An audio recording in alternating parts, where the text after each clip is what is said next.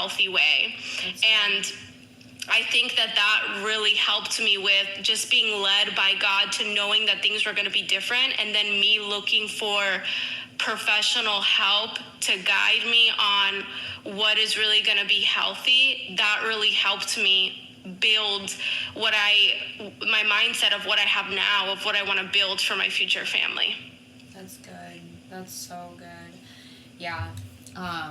It's amazing that at that age you were able to like hear that, even in the circumstance that you were in, even with all the spiritual warfare, even with all that negativity, like you were still able to hear God. And that's just a testimony to his work and what he can do in our lives, because he can work in he is literally the light in our darkness. And that is an example of your story right there. Like, he was the light in your darkness, and I just, he deserves all the glory for that, for real. Yeah. There's things that we won't understand, because I didn't fully understand a lot of things when I was a child. But with the Holy Spirit, he leads you and he guides you. And just like the Bible says that we can't lean on our own understanding, you just have to take one step at a time. There's so much that God has for our lives that we just don't see the whole picture. But taking one step at a time and one decision at a time, God is leading you to a greater purpose that you can't even imagine. Right. Yeah, that's so good. So, what do you feel like are some things that, like, some limiting beliefs, or what did you go to therapy for? Like, what were some things that you just knew that wasn't necessarily what you wanted to, like, things that you brought with you, but you knew you didn't want to continue to bring with you to further your life? Yeah. So, like I mentioned with my story, my family did not grow up in affection. They did not grow up with any words like, I love you. There were no, like, hugs in my family. But again, it was things that my parents also never saw, never experienced. And I noticed that when I was dating my husband and when we were engaged and I met his family's the complete opposite. His mom, listening to her story, she was really the lineage changer out of her story. And she is so loving, so affectionate. She pours out love to everyone that she encounters.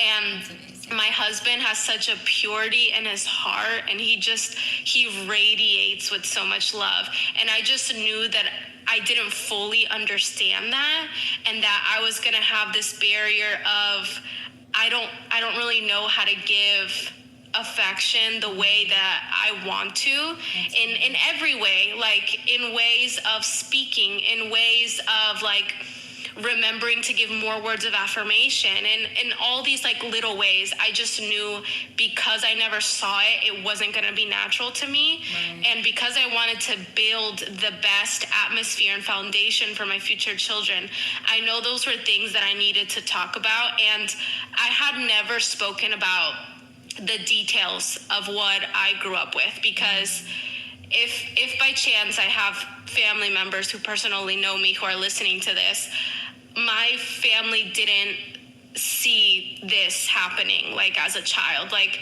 if someone who knows me is listening to this right now, they will have no idea that this even happened to me, because it was all behind closed doors. It wasn't apparent from the outside. And so for me, battling this and never really talking about it until I got married and I finally spoke to a therapist, I just knew there was so much to unpack at one time. So I think getting professional help, it is such a huge thing. Like, you may think it's not a big deal, or you may think like, I'm talking to someone that I don't know what they're gonna say to me.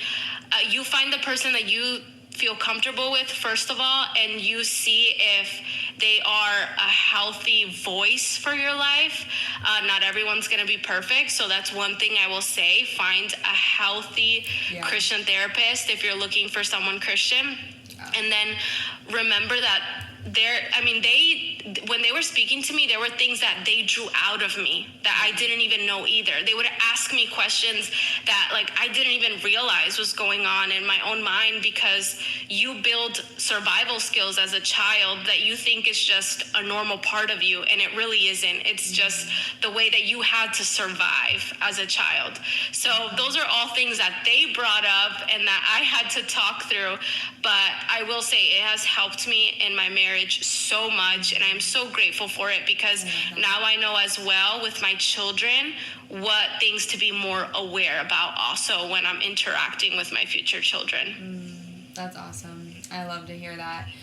Do you feel like with like your changes, have your family members also changed, or are they kind of stuck in their ways as well?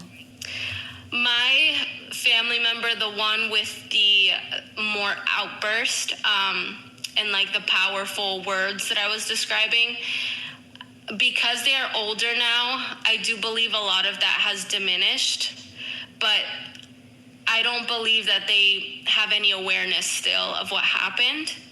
And because, again, there was never any language to it, they don't understand what they went through. And I think if I even brought it up, they probably wouldn't have recollection of a lot of what happened, because, like I said, they would have the moments of almost surprising themselves within the outburst, and then right after, to all of us, like nothing ever happened.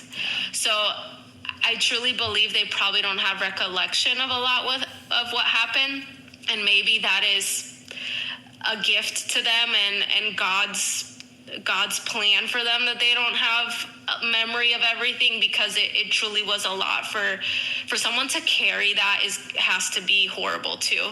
And for my other family member that has lived in a lot of fear, I have had conversations with them, but I think it's hard for them to even understand everything that I'm saying. I think that they are starting to recognize a lot of things. And for anyone listening that it's hard to have boundaries with family members, it really does get very complicated. This was another thing I had to speak to my therapist about too, because sometimes family members will be offended for things that you bring up to them, because if they don't fully understand it, they might feel like you are calling them out in one of their worst moments, like I said earlier. But it's really just trying to have the open conversation of, this is what happened, and how can we maybe like meet in the middle about this, or how can we talk this through? And so with family, I think it does get complicated. There's so many personalities too that come at play. And so I don't think either one of them have full recognition of what happened, but it is not like how it was when I was a child. I do believe there is even a small difference in them. Yeah, well, that's good. At least there's a small difference. Yeah, and I have to remember that they don't have the same awareness that we do, or the same knowledge, and it was never talked about. So really, how much can they process something that they don't understand? Right. And honestly, for God, like, that wasn't God's plan for their life. Like, this is God's plan for your life, to break that. And God just has like a different plan for all of us, so we can't ever expect the same thing from someone else, because that's not up to us. Exactly. Yeah. That's so important to remember. Yeah. Well, I just want to thank you so much for sharing your story. Truly, it has been an honor, like, listening to your story and truly seeing how you took yourself out of that, how you let God work in your life, and you're continuing to let Him work in your life, and just your drive to want to be better and to have better for you, for your family, for your future kids. Like, it's truly beautiful to see that. So I just want to thank you for really sharing your story with us today. Thank you, and I hope everyone listening, you find some kind of healing through this story, and some kind of maybe words to what you didn't know how to describe. And I really encourage you that if you guys need to speak to any of us, please reach out to me or Stephanie, because we are not meant to do this alone. Absolutely. Yeah. So we always like to close on our Bible verse, and the Bible verse that you chose today is Psalm 91, 9 through 11. If you say, "The Lord is my refuge," and you make the Most High your dwelling, no harm will overtake you, no disaster will come near your tent, for he will command his angels concerning you to guard you in all your ways. And I'll let you kind of share why you chose that verse as well. But for me, like, that verse is so beautiful, just to show, even in this story, in these stories with breaking generational cycles, like, no matter what you're going through, no matter what you went through as a child, like, he will command his angels over you. He will carry you through whatever you're going through, whatever you went through, and none of that defines who you are today. None of that will define, and even like you said, when you shared your story, like, you would not want to be known for your worst moments. When you said that, I was like, dang, because I can think of some, like, pretty bad moments that I've had that are not me, and that just goes to show, like, we get to have that grace just as much as we expect it from anybody else, just as much as God gives it to us. So, yeah, I absolutely love that verse. So I'll let you share why you chose that Bible verse as well.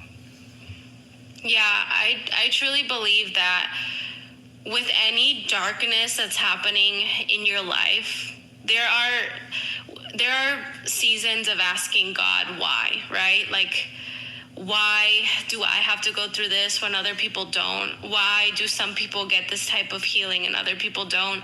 And these are all very hard questions that we just can't understand why everything is happening. And we have to remember we live in a fallen world where this was not meant to be the plan. Mm-hmm. But in the middle of the darkness, what God does guarantee is that he's going to be with us.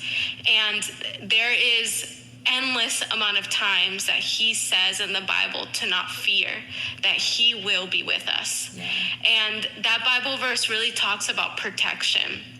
And looking back on my story now, I just feel like it could have gone so many different ways. I could have been, God forbid, suicidal. I could have ran away and got involved in horrible things. I could have had a different life. But I truly believe that with that feeling that I talked about, that God had told me, this will not stay this way. This will be different. I knew that he was my hiding place. Even if I couldn't say it before, I just knew there was something special, a special protection, that he was my hiding place at that time. And he was protecting me for me to live out the purpose that he always had meant for me, even if I couldn't see it before. That's so good. That's so good. Yeah. Wow. Well, again, thank you so much. If you guys want to follow her, if you guys want to reach out to her, ask her any questions, her Instagram is Brenda Rivera 1019. So that's BrendaRivera 1019. And I will also link that in the show notes so that you can go ahead and follow her. Her podcast is also called The Lineage Changer. Yes. Yes. So if you guys want to go ahead and check out her podcast and listen to her podcast as well, definitely be sure to do that too. Share this episode with anyone you feel like may be struggling with their own generational cycles and maybe the lineage changer in their circumstance as well. And then don't forget to take care of yourself, because when you're not your best self, you can't help others become their best selves as well. So thank you again, Brenda, and I absolutely love this. So thank you. Thank you for having me, Stephanie.